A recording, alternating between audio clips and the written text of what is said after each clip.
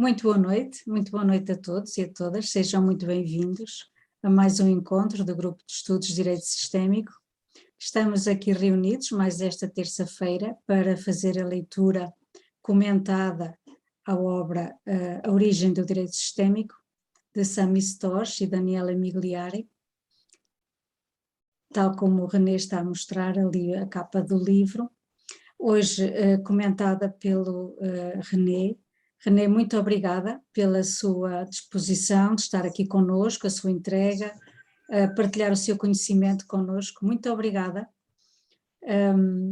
É para nós uma honra, uma alegria poder contar com você. Hoje temos também como leitor o Ronaldo, que vai fazer a leitura para todos nós. Muito obrigada, Ronaldo.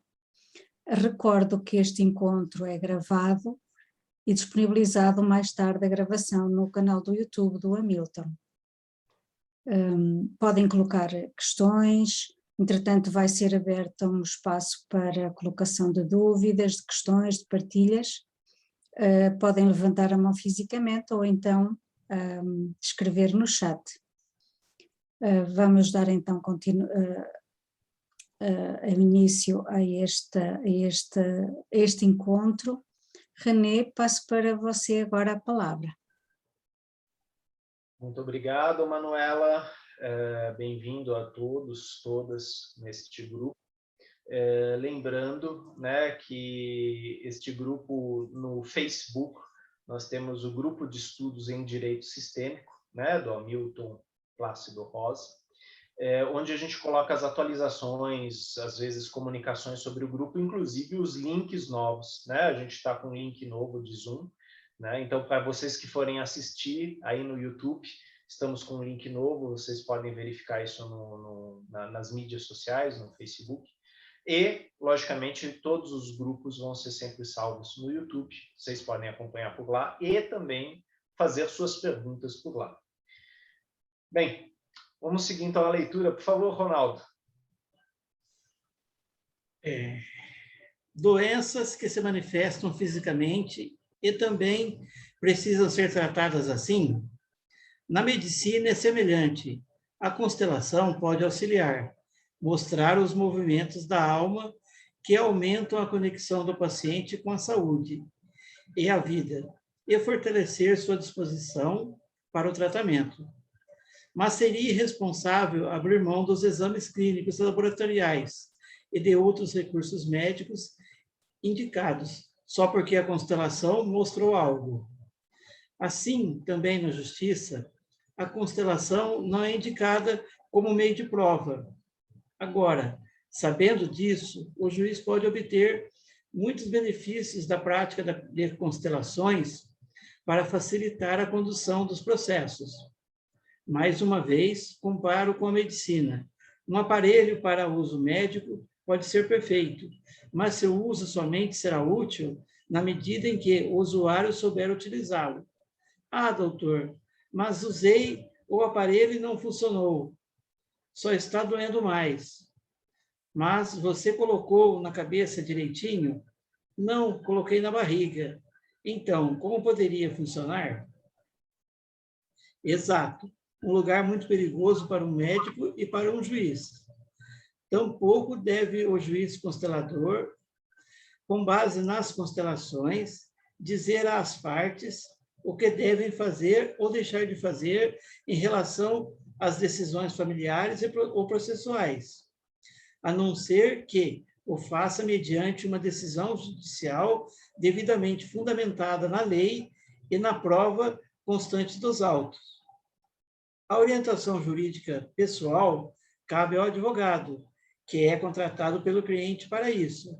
Entretanto, aquilo que se revela na constelação pode servir para o advogado melhorar a sua orientação quanto à estratégia processual, tendo em vista os movimentos que, segundo se viu na constelação, podem liberar o cliente do que o afligia e, por conseguinte, aliviar o peso do próprio advogado. Mas cabe ao juiz, sim, facilitar o processo, sabendo que as partes e seus filhos poderiam ser prejudicados por uma determinada medida, por exemplo, um ato instrutório ou decisão judicial, que tornaria o processo mais demorado e desgastante. O juiz pode propor às partes que aguardem um tempo para os sentimentos e ânimos se assentarem após a constelação. Sugerir a suspensão do processo se os advogados estiverem de acordo. A possibilidade de negócio jurídico processual, prevista no artigo 190 do Código de Processo Civil, abre espaço para as adaptações que se fizerem necessárias nos procedimentos da ação judicial, quando as partes estão dispostas a buscar juntas a melhor solução sistêmica. Nos poucos casos em que, após a constelação, as partes ainda não conseguiram chegar a um acordo, elas quase sempre concordam em aliviar o estresse do processo, renunciando a provas testemunhais ou perícias, ou elegendo consensualmente um perito da confiança de todos. Só um instantinho, Ronaldo. Nessa leitura, eu lembrei daquele filme Patch Adams, né, A Terapia do Amor, né, que é com é um ator muito bom, agora me foge o nome dele, né, se alguém Robin souber... Williams. Robin Williams, muito bom, obrigado, Ronaldo. Vale a pena assistir esse filme porque ele fala muito da postura, né?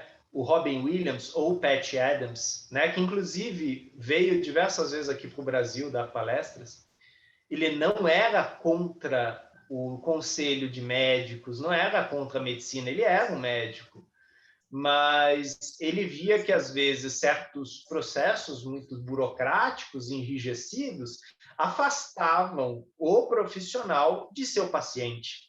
Então, ele propunha humor, ele propunha a ludicidade, né? um trato mais humano dentro dos processos que eram tão doloridos para os pacientes, como, por exemplo, no câncer, né? Onde muitos dos exames são extremamente invasivos e ele, de repente, numa das cenas, dá uma de palhaço, né? Que, inclusive, aponta aí para os doutores da alegria, né? Você poder acompanhar o paciente num procedimento extremamente delicado, invasivo, incômodo, não tirando a seriedade do procedimento, mas tornando a pessoa um pouco mais suave, mais leve para o que está para vir, né?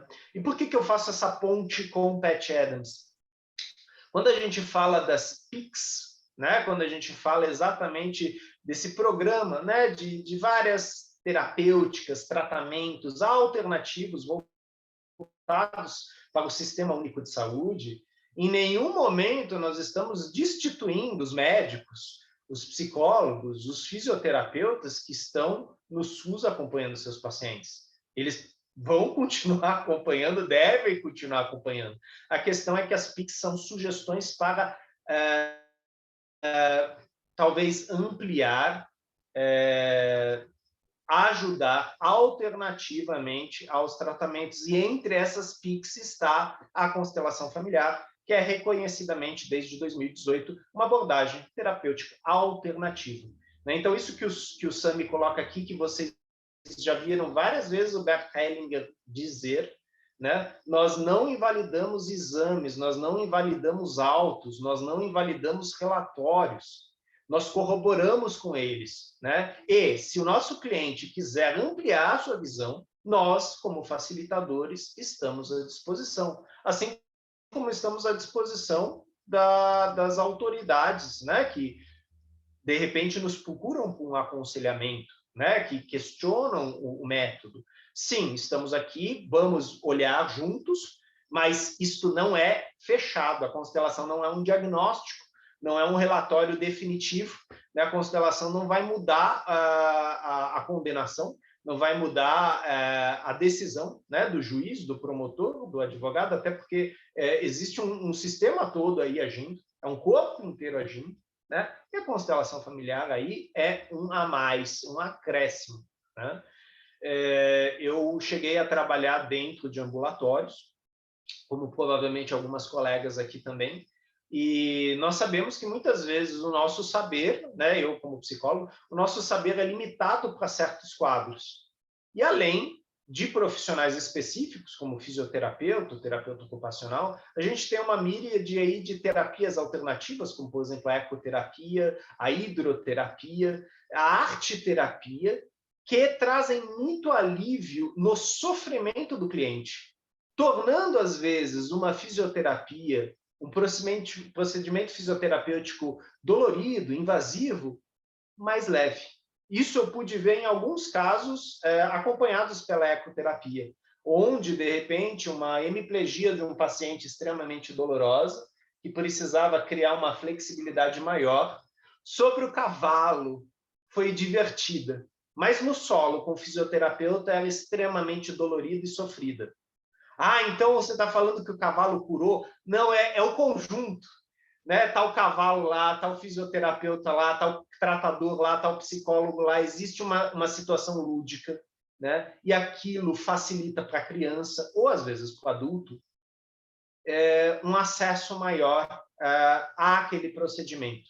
Ele fica um pouco mais ativo naquele procedimento, que é o que, de certa forma, na constelação familiar a gente tenta trabalhar, a autorresponsabilização, né? Tanto nas boas notícias quanto nas más notícias. Vocês bem sabem que as constelações familiares não trazem apenas boas notícias. Muitas vezes elas validam más notícias ou deixam claro, sim, é desta forma. Ah, mas a constelação não vai mudar isso? Não. Quem te disse isso? Isso talvez seja uma expectativa. Isso talvez seja... Ah, que bom seria ser. Né? Seria o passe de mágica. Mas a constelação não está aí para fazer passes de mágica. Ela está aí para expor o que se manifesta. E assim como o Dr. Sami Storch, como juiz, ele age como um juiz. Ele segue todo o regimento de um juiz.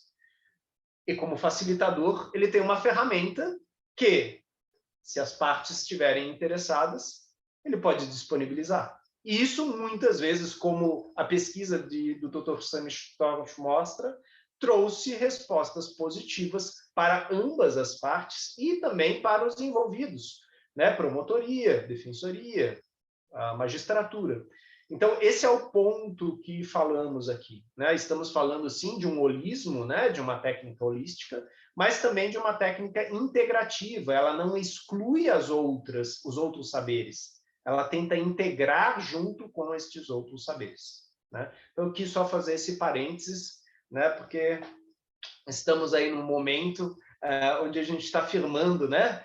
Certas respostas da constelação ou certos posicionamentos em relação às constelações familiares, como abordagem alternativa terapêutica, né? Não como uma ciência psicológica ou como uma ciência jurídica. Em nenhum momento a gente usa estes termos para as constelações. Alguém gostaria de acrescentar mais alguma coisa até aqui? Ou o Ronaldo já... Opa, por favor, Helena. Eu só queria reforçar que você comentou sobre holístico, né? E as pessoas acho que confundem muito holístico com místico. Então, na verdade, essas terapias holísticas é olhar o homem como um todo, né? O ser humano como um todo. Quer dizer, corpo físico, mental, espiritual. Então, é só para reforçar isso, porque coloca essa palavra, que a constelação é holística. E aí tem gente que olha holística e fala, não, é místico, é mágico, né? Então... é o ser humano como um todo, como qualquer outra terapia, né? Assim, outras terapias que seguindo nessa linha. Era só isso. Sim, sim. Não, como a gente tem, né, Helena, a gente tinha um médico de família, né, que antigamente era bem mais presente, né, e com o tempo, com a evolução da medicina, né, o aprimoramento dos estudos, foram surgindo as especialidades, as especificidades. Logicamente, elas são fundamentais. Só que ainda é necessário um profissional que integre isso. Então, muitas vezes você tem, dentro de uma equipe oncológica, né, você tem os vários especialistas e você tem um clínico geral, né, que, de certa forma, integra aquele quadro todo, aquela diagnose toda, e também está liderando aquela equipe.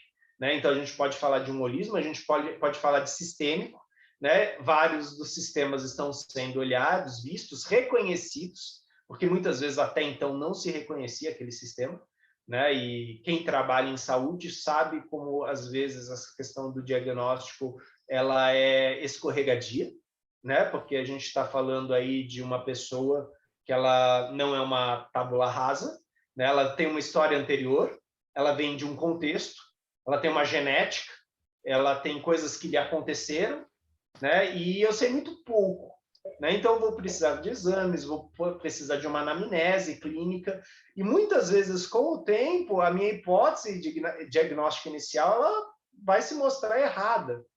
Agora, não que eu errei como médico, eu fui levantando hipóteses e fui comprovando juntamente com o meu cliente, juntamente com os meus exames, né? Então, nesse sentido, o holismo ele tem momentos, né, que a gente tem essa visão holística, sistêmica, talvez total, e muitas vezes a gente precisa abrir mão do holismo para ir para uma especificidade, né? Como, por exemplo, quando a gente fala da Covid-19, a gente sabe hoje que a gente não pode falar da Covid como é assim, porque ela já tem 6 manifestações diferentes aí, atingindo 6 sistemas diferentes aí. Então, a gente já fala, né, de variantes, e a gente fala de especialistas que olham mais para um tipo de variante, para outro tipo de variante. Então esse é melhor que aquele? Não, gente. Né? O enfermeiro é essencial, o médico é essencial, o fisioterapeuta é essencial, o psicólogo é essencial. Se você conseguir juntar essa equipe como um todo, né, nessa transdisciplinariedade, melhor. Mas isso que a Helena Júlia fala, dentro da psicologia, quando a gente tem a 4ª força da psicologia, que é a psicologia transpessoal, ela trouxe essa palavra, holismo, né? A psicologia holística. E sim, isso foi visto como misticismo. Até porque a 4ª força da psicologia inclui a religião, né? Que foi uma das coisas que o Freud sempre disse. O terreno místico, ele é pantanoso, ele é perigoso, né? Falou o cara que desenvolveu a psicanálise, que a gente sabe que muitas pessoas veem como algo místico, né? Logicamente, Freud queria que a psicanálise fosse vista como algo científico, até descobrir que a força da psicanálise estava em sua marginalidade, né? Estava no fato de que ela estava numa metaposição, olhando de fora. E aí, como facilitador, você tem uma visão um pouco mais ampla, holística, sistêmica daquele campo, né? Agora, não que você tenha a verdade, mas, às vezes, relatando aquilo, você vai juntando algumas verdades com as verdades do cliente e, juntos, vocês conseguem enxergar uma realidade que até então não foi reconhecida, né?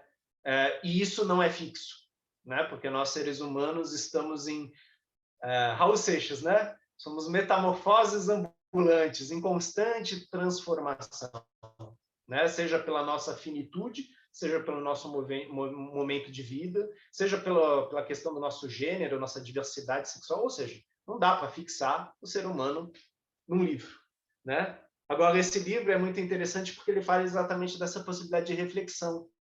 A gente não está defendendo com unhas e dentes, isso é assim e é assim que vai funcionar. Não, Sami está deixando claro, olha, isso funciona, mas não para tudo. E não desrespeitando o que já existia, né? Existe uma hierarquia e o Dr. Sami foi uma pessoa que seguiu exatamente essa hierarquia, ele nunca foi contra ela, ele soube caminhar juntamente com ela, né? Prova disso é esse livro, né? Prova disso são os estudos dele, né? Mostrando exatamente um trabalho de médio para longo prazo, né? Deste profissional, assim como do nosso querido Bert Hellinger. Obrigado, Helena Júlia, pela colocação. Ronaldo, por favor, vamos dar sequência. Cuidados necessários no aconselhamento. É possível que alguém assuma uma postura de julgamento e de dizer às partes o que elas devem fazer? sentenciando o que é certo ou errado com base na constelação? Possível é, mas isso não é culpa das constelações. É responsabilidade da pessoa que age assim.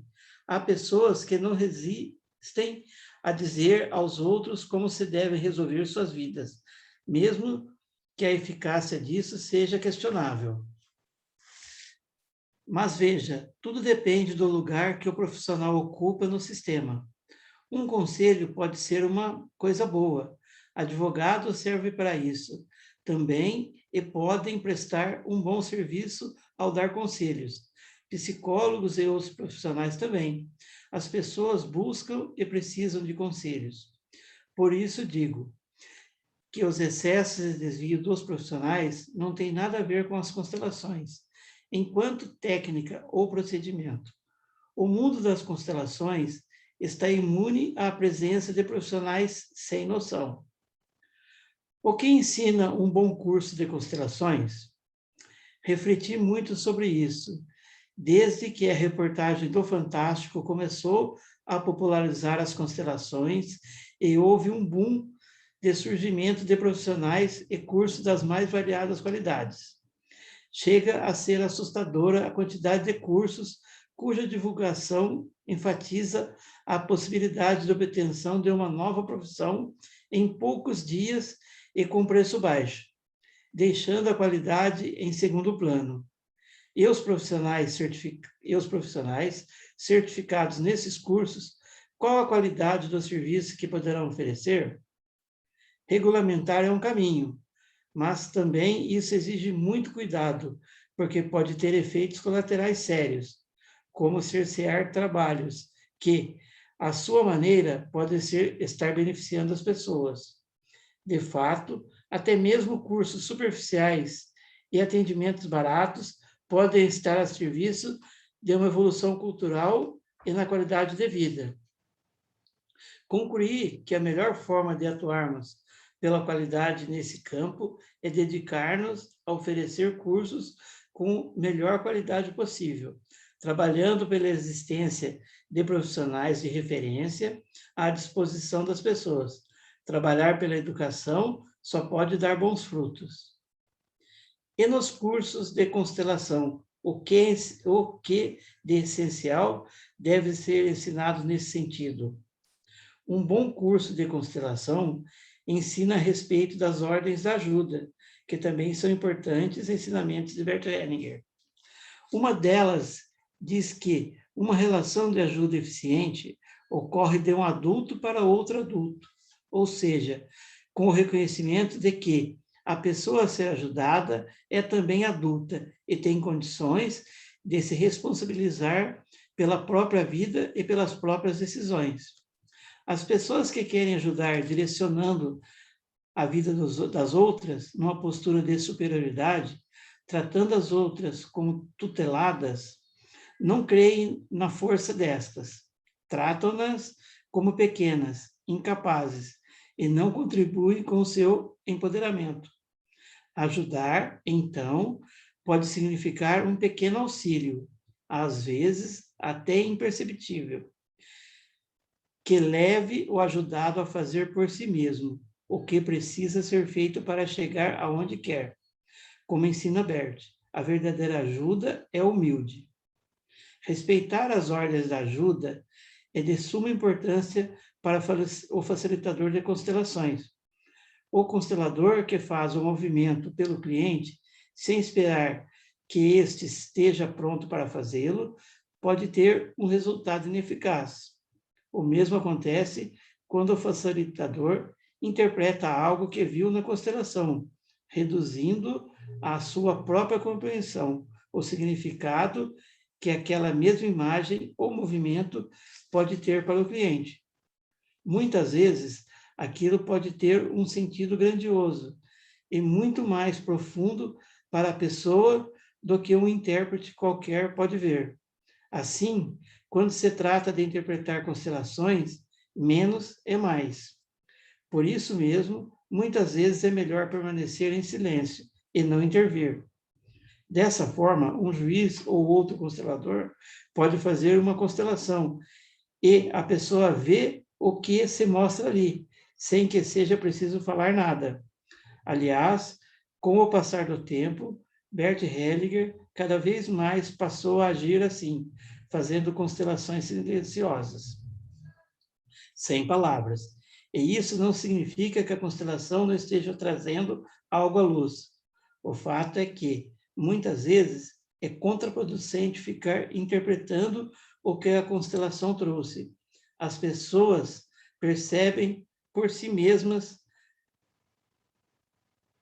as pessoas perceberem por si mesmas tem muito mais impacto.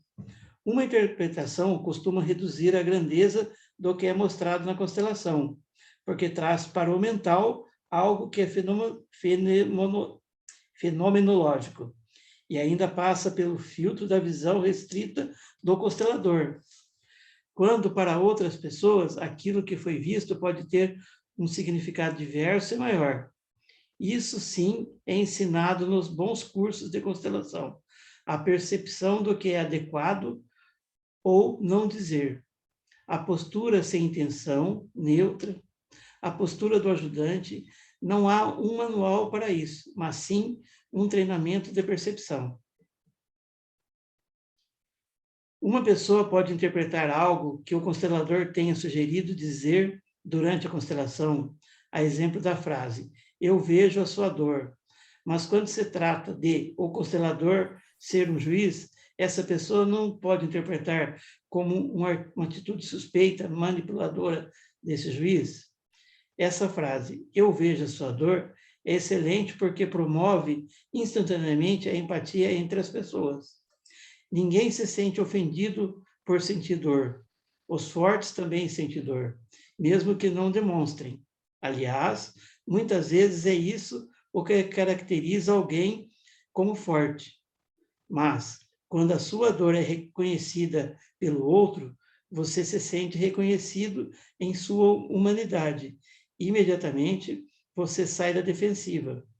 O senso instintivo de autodefesa não mais exige agressividade, pois você já foi descoberto e compreendido. É apenas um ser humano. E olha de volta também com empatia. Então, se o juiz sugere uma frase como essa e a pessoa interpreta como uma atitude suspeita e manipuladora, é porque o caso é grave mesmo. Esquece porque não tem solução. Mas olha, ninguém tem como controlar o que as pessoas vão pensar, como elas irão interpretar qualquer atitude nossa. O fato é que o juiz pode e deve, entre outros atos, presidir audiências de conciliação. Faz parte da atividade dele. Pode até ser que o caso já tenha passado anteriormente pelo conciliador, mas, mesmo nas audiências de instrução e julgamento, o juiz deve fazer o possível para conciliar as partes. Isso está expresso na lei.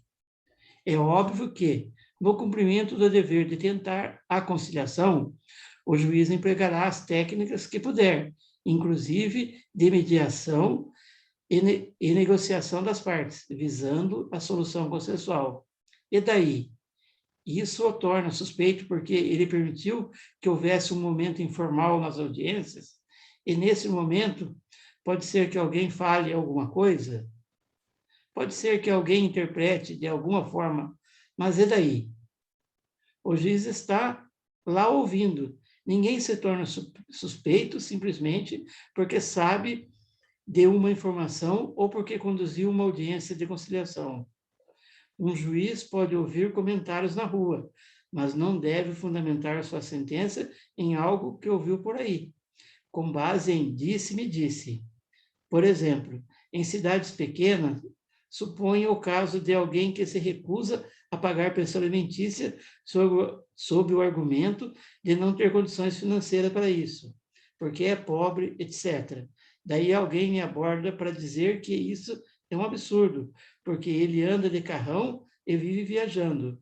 O juiz não pode se basear nisso quando a informação não consta dos autos do processo. Isso é fofoca. Não cabe fundamentar uma decisão judicial em uma fofoca, em conversas informais. Pode ser que representantes falem demais uma constelação? Falar demais é um dos pecados mais cometidos pelos que têm boca. Não apenas numa constelação. Durante a constelação, se o representante expressa algo do tipo: não gosto dele, ele quer me agredir. Como é que eu vou ter certeza para fundamentar uma decisão? Como vou saber com convicção se isso é apenas uma opinião do próprio representante ou se isso é do campo? A gente aprende a identificar, mas não dá para ter certeza a ponto de fundamentar uma decisão. A lei que continua valendo e que regulamenta os julgamentos diz que o juiz deve se basear na prova dos autos e fundamentar suas decisões, de modo que, quando o tribunal tiver que rever essa decisão, possa acompanhar o raciocínio desse juiz. Ou seja, não dá para fundamentar uma decisão em apenas uma percepção subjetiva do representante de uma constelação, que não sabe dos detalhes de um processo. Olha, essa nossa conversa está bem agradável e sei que você está fazendo perguntas com base em questionamentos que as pessoas têm feito. Mas, sinceramente, as pessoas gostam de procurar pelo em ovo. Estamos falando de questionamentos em tese, preocupações que até hoje não vi surgirem entre as pessoas que participaram das constelações da justiça. Nas conversas com outros colegas, também não soube de ter sido questionado algo assim pelos participantes. Coisas de pessoas que vivem na teoria e gostam de problematizar. Mas, na observação fenomenológica, não temos visto problemas desse tipo. Não mais do que nas audiências de conciliação, que sempre foram feitas. Entretanto, as partes interessadas possuem meios processuais, como os recursos para contestar decisões com as quais não concordem. Sami, penso que de tudo o que você falou, o mais importante é aquele movimento em que o juiz se torna alguém que fica ali só observando, porque a pessoa por si só consegue chegar às suas próprias decisões e soluções. Penso que esse movimento promove a autorresponsabilização e faz que ela se autocapacite, e as pessoas se movem sobre si mesmas, sobre sua própria percepção. Creio que isso é o que tem mais força. É aquele movimento que você chama de autocomposição. Sim, isso é o que tem mais força, ainda que não apareça em 100% dos casos. É o que estava falando sobre as audiências de conciliação. Dizer que as constelações não seriam adequadas por receio de o juiz ver ou ouvir algo que não está nos autos é o mesmo que pensar que o juiz não pode conduzir uma audiência de conciliação. Ou seja, se um juiz pode ter uma atitude que não seja apropriada numa audiência de conciliação ou em qualquer fase do processo, uma vez que ele não está centrado em seu lugar de juiz. Isso significa que abusos podem acontecer independentemente da constelação. Por exemplo, a rigor, poderia não parecer apropriado para um juiz, numa audiência, dizer: deixa de ser orgulhoso e pede desculpas para ela, porque isso demonstra um julgamento. E isso pode acontecer não apenas com o juiz, mas com o advogado, o promotor, mediador ou qualquer outro profissional. Ou seja, isso não tem nada a ver com a constelação, mas com o profissional em si. Considerando que um bom treinamento dá ênfase à importância de sair do julgamento e de se manter a neutralidade, isso, por si só, já faz esse risco cair praticamente a zero numa pessoa que é treinada desse modo, não? Para o risco ser zero, a pessoa teria que ser 100% infalível. Isso não existe. O treinamento contínuo aumenta a nossa capacidade, gradualmente. Por isso mesmo é que, em geral, são os que não conhecem o trabalho de direito sistêmico, como praticamos na Hellinger Schule, nem vivenciar o família Sterling, conforme o próprio Bert Hellinger fazia, que criticam dessa forma. Obrigado, Ronaldo. Bem, nesse percurso, né, continuando um pouco as reflexões que a gente estava fazendo, achei interessante essa pergunta, né, sobre o que caracteriza um bom curso de constelações, né? Bert Hellinger tinha uma frase, né, as constelações familiares não se aprende, se cresce nelas, né, com elas, né? E essa questão da percepção foi algo que, e agora eu vou pegar a minha colega Regina, que está aqui, o professor Peter Spelter e Tsuyuko Spelter ressaltavam muito, né? Ou seja, perceba o campo e descreva o campo. Exercite a descrição do campo, não a interpretação.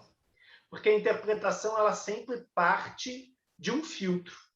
Né? De um filtro, de um contexto cultural, de uma vivência pessoal, né? E isso tira completamente a neutralidade. Né? Então, quando o Sami fala, por exemplo, da questão dos conselhos, sim, conselhos são bons, né? E muitas vezes, por exemplo, dentro da área da psicologia, a gente fala de psicoeducação. Né? E na psicoeducação, a gente vai chegar para o cliente, a gente vai ensinar tintim por tintim, ó, isso é assim, isso é assim. Muitas vezes nos trabalhos preventivos psicológicos a gente vai utilizar da psicoeducação. Porém, a gente não fica só nisso.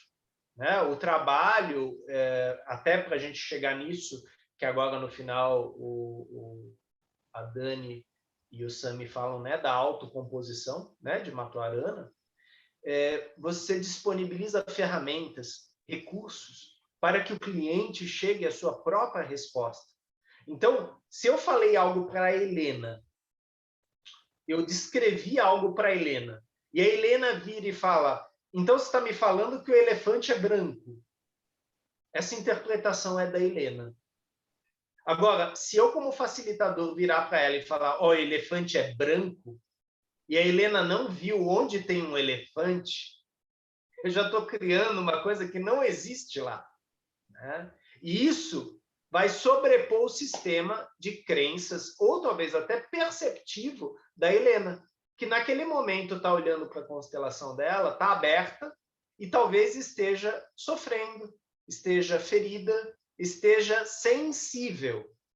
Ou seja, qualquer palavra que eu falar naquele momento pode impactá-la.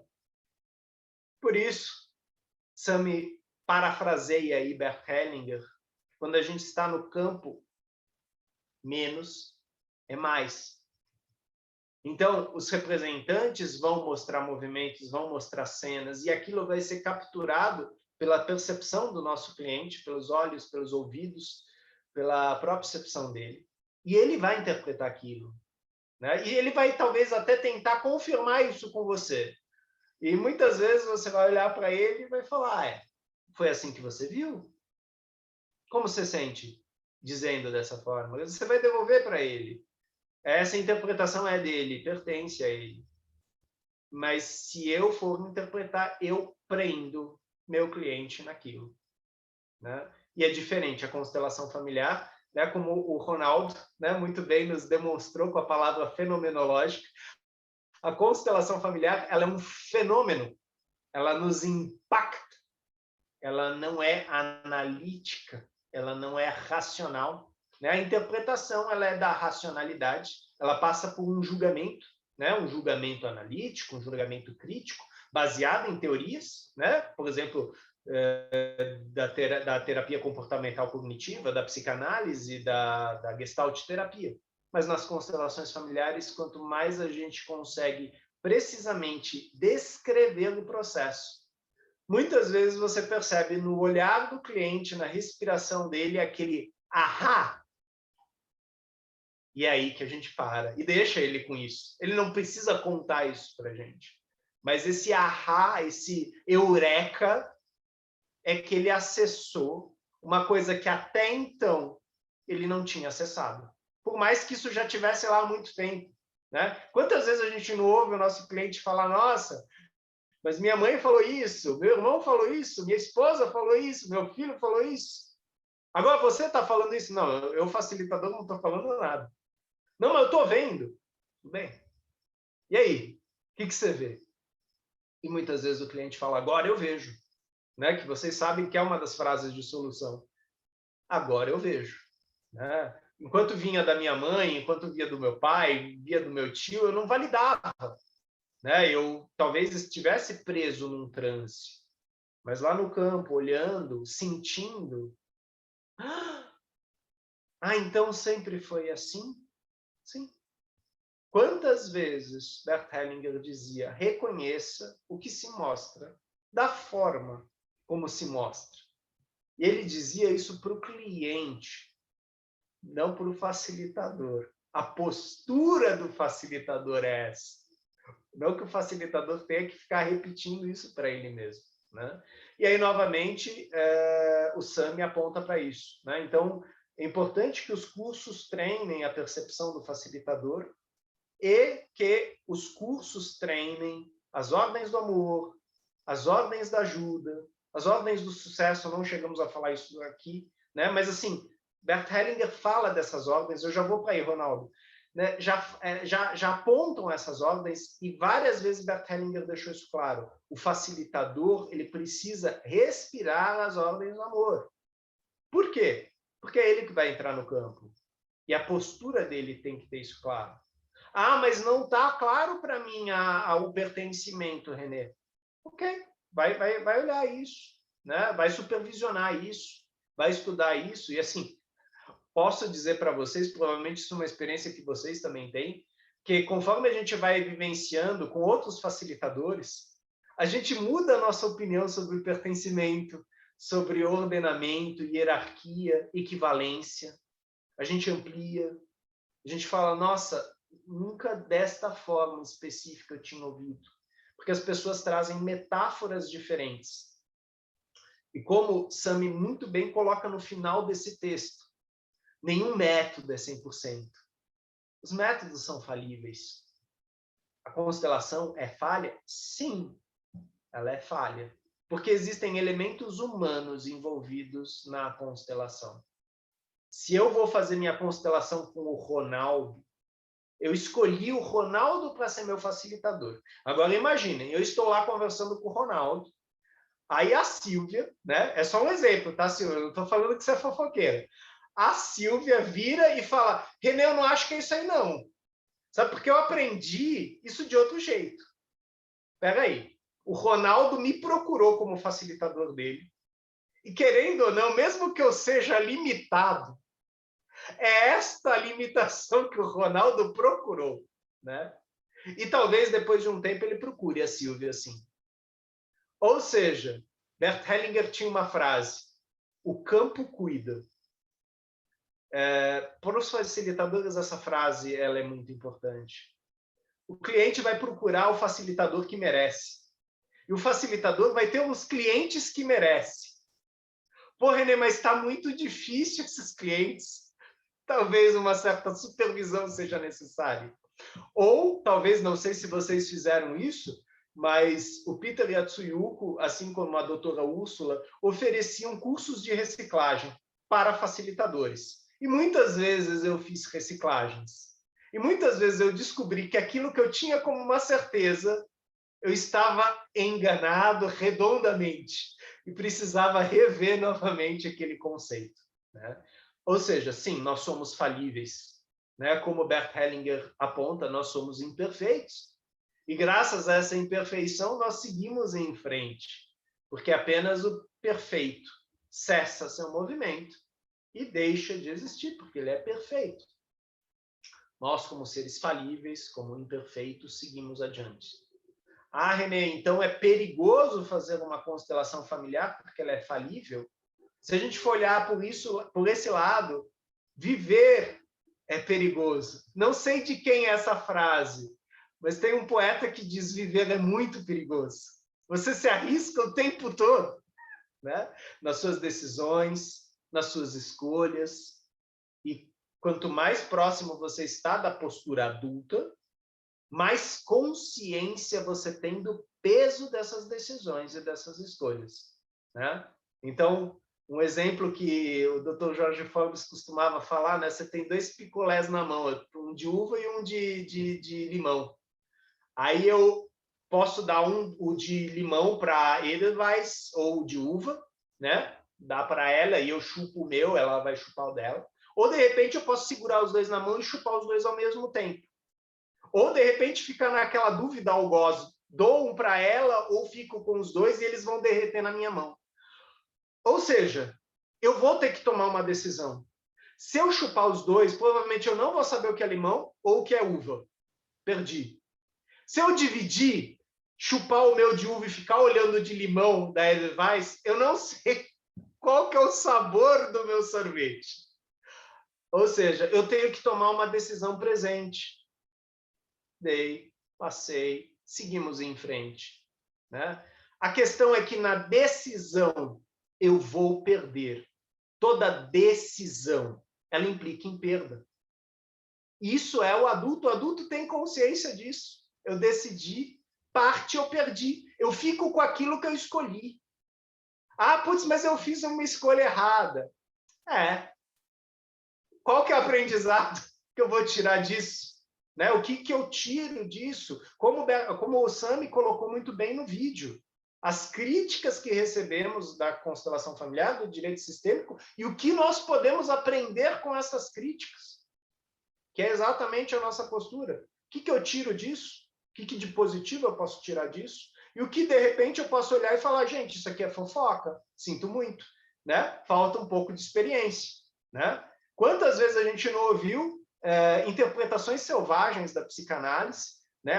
O Freud só falava que eu queria comer minha mãe e matar meu pai. Freud não dizia isso. Né? Existe todo um conceito de fantasia, existe todo um contexto. Né? Ou seja, eu tenho que ler Freud. Mas é chato, né? Pois é, aí vem a frase do Jung. Pensar é difícil. Por isso que a maioria das pessoas prefere julgar. Né? Porque já mete o pau mesmo. Né? Tem isso? Tem muito julgamento.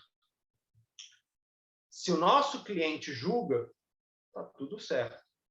Agora, eu, como facilitador, entrar no julgamento, eu saio da minha postura. Né? E isso é uma das coisas que Berto deixa claro nas Ordens da Ajuda. Né? Lembrando aqui para vocês que todo o livro de Ordens da Ajuda foi lido e reflexionado junto com o professor Renato Bertatti e está disponível no YouTube. Sempre vale a pena revisitar esse estudo. Né? Mas é uma obra fundamental para todos os facilitadores. Né? As Ordens da Ajuda. A Helena Júlia colocou aqui, a frase é de Guimarães Rosa. Viver é muito perigoso, porque aprender a viver é que é o viver mesmo. Obrigado, Helena Júlia. Eu compartilhei no link de vocês 2 filmes, aquele do Pat Adams, que eu falei para vocês, e o outro que chama 11 Homens e uma Sentença. Esse é um filme antigo, mas ele é muito bom para falar de perspectivas. E o começo do filme é exatamente o fato de uma pessoa, ou algumas pessoas, estarem fechados numa perspectiva, porque estão com pressa, porque querem resolver aquilo logo, e não escutam, não reconhecem, não se abrem para o processo. Por isso que é muito perigoso um facilitador ler um laudo antes de escutar o seu cliente. Porque se você ler um laudo antes de escutar seu cliente, você já vai ter uma ideia dele, você vai estar preso numa ideia. Nós vamos abertos ao cliente. Escutamos a versão dele e naqueles pequenos detalhes, ou poucos detalhes, que precisamos para colocar no campo. E vamos deixar o campo agir, o cliente conduzir-se por aquele campo. Eu não vou fechar ele dentro daquele campo. Né? Bom, isso foi só uma sugestão de filme, tem muitos outros, né? Mas eu acho que esse antigo 11 Homens e uma Sentença, ele é ótimo para essa temática, né? Porque muitas vezes, e o Sami fala isso, a justiça, na hora que ela toma uma decisão, as duas partes vão embora insatisfeitas, né? Porque falta algo, não houve a conciliação, não houve a reconciliação. O conflito continua. E o Sami deixa claro aqui, se o juiz pode inserir a possibilidade de conciliação durante o processo, E isto é algo que é buscado pelas partes, por que não? Né? E aí a gente tem várias técnicas, né? A gente fala aqui do direito sistêmico, a gente fala aqui das constelações familiares, mas a gente tem, por exemplo, a comunicação não violenta, a gente tem a resolução de conflitos, a gente tem vários procedimentos, dinâmicas, recursos para chegar a isso, né? Agora, logicamente, isso é um trabalho das partes envolvidas e também dos profissionais, do advogado, do promotor, do juiz. Até aqui, alguém gostaria de fazer uma colocação, fazer um testemunho, compartilhar algo? Desculpa, Ronaldo, eu fui falando e fica à vontade, abre seu microfone. Não, é que eu estava pensando quando o Sami fala aqui do facilitador interpretar e o cliente ver outra coisa. Para o facilitador ter cuidado com isso, né? Deixar as coisas fluírem, né? Eu lembrei eu acho que é no livro Ordens da Ajuda, que o Bert está lá num congresso dele e uma pessoa fala que tem um zumbido no ouvido. E aí o Bert se propõe a fazer aquela constelação para entender isso, né? Como um entendimento. E aí ele coloca lá um representante para o ouvido direito, que ele tinha um zumbido, e para o ouvido esquerdo. Aí um dos representantes deita no chão, o outro deita, e aí vai acontecendo. Aí o Bert olha todo aquele movimento e fala, não entendi nada. E a pessoa fala, eu entendi tudo, o que eu precisava entender, né? E o Bert, então tá bom, é isso então. Quer dizer, ele mostra ali essa questão. Ele não entendeu o que aconteceu e o cliente entendeu o que o campo mostrou para ele, né? Era isso que eu queria só colocar. Isso foi uma outra coisa que o Sami fala também no vídeo, né? E a gente viveu isso aqui no Brasil, na Alemanha. Quantas vezes o Bert Hellinger fez um apontamento, uma reflexão, e depois do almoço, ele retomava aquela reflexão e falava, então, eu estava errado. Não era desse jeito, não. Né? Então, o Bert Hellinger ele não se fechava naquilo. Né? Isso talvez seja a postura de um sábio. Eu vejo isso também na obra de Freud. Né? Que o Freud, mesmo tendo uma obra escrita em 1905, você tem notas de rodapé de 1929, 1930, dele falando, então, isso naquela época eu achava que era assim, mas agora eu acho que é assim, eu vejo que é assim, se comprovou que eu estava errado nesta tese. Né? E isto é exatamente, o ser humano ele tem a possibilidade de colocar uma tese, né? Então, de repente, eu viro para você, Ronaldo, e falo, Ronaldo, você está errado. Né? E depois eu assisto o vídeo de novo, e aí eu falo, putz, veja bem, na hora que o Ronaldo falou, teve uma falha na minha conexão, e onde o Ronaldo falou não era, eu entendi era. O erro foi do Ronaldo ou foi meu? Ou da minha conexão? Mas é importante eu, de repente, voltar para o Ronaldo e falar, Ronaldo, eu entendi tudo errado. Né? Você tinha falado que não era, eu tinha interpretado que era.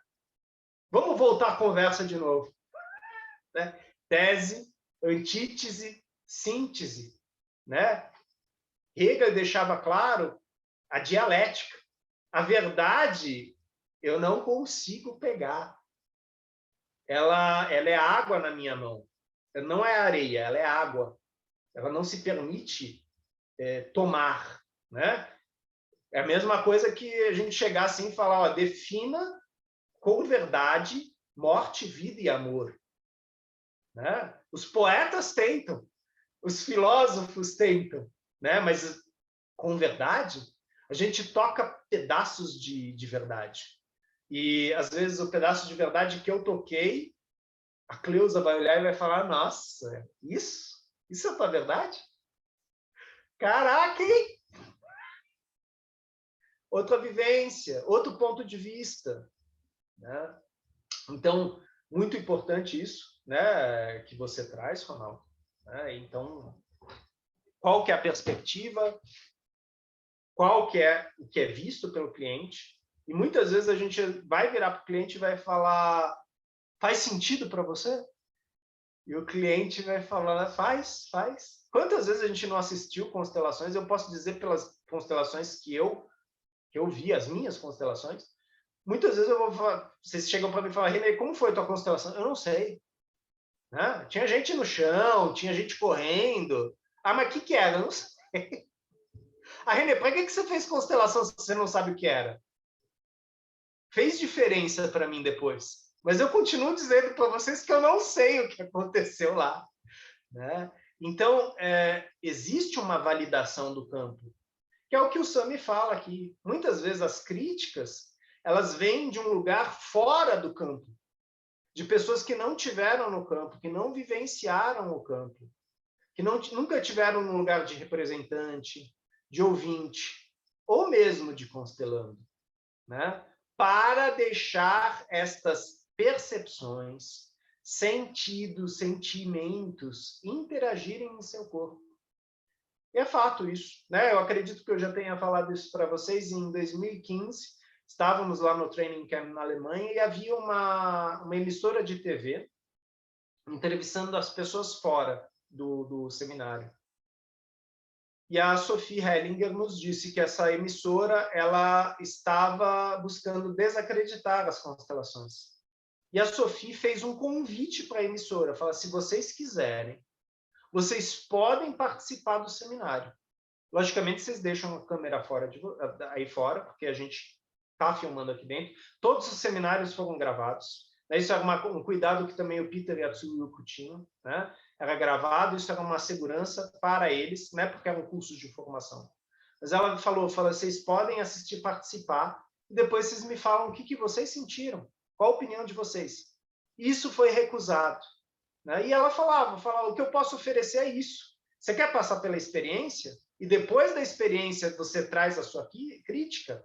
Ok, a gente pode falar. Agora, trazer uma crítica, às vezes recortada, né? Tal pessoa falou que você disse isso. Amigo, qual o contexto? Quais são as partes envolvidas? Como foi isso? Né? E quem acompanha, né? O professor Renato Bertatti, os nossos outros professores, né? Eles estão disponíveis lá. O cliente pode questionar. Mas o que muitas vezes a gente percebe no cliente é um silêncio. Mas não um silêncio de medo. Às vezes é um silêncio de alívio, às vezes é um silêncio arrebatador. O campo pegou ele. Né? E às vezes ele leva dias, né, para começar a processar aquela experiência. Representantes também. Né? De levar dias e de repente ligar e falar, olha, eu estou com uma sensação aqui que eu sinto que não é minha. Bom, se você levou ela com você, talvez haja algo seu nela também. Mas o que você quer contar? E muitas vezes, conforme a pessoa vai contando, ela vai elaborando aquilo. Novamente, eu não vou interpretar, eu não vou fechar. Mas quando eu deixo que o representante fale daquilo, vem um alívio. Porque é como se ele ordenasse na gaveta algumas partes, algumas peças. Para ele, isso faz sentido. Alguém gostaria de colocar alguma coisa até aqui?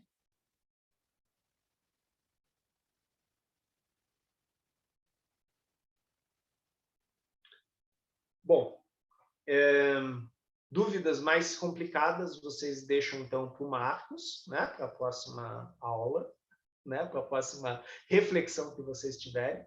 Eu vou passar a palavra para a Manuela. Agradeço aí, Ronaldo, pela leitura e a vocês pelas colocações. Manuela, por favor.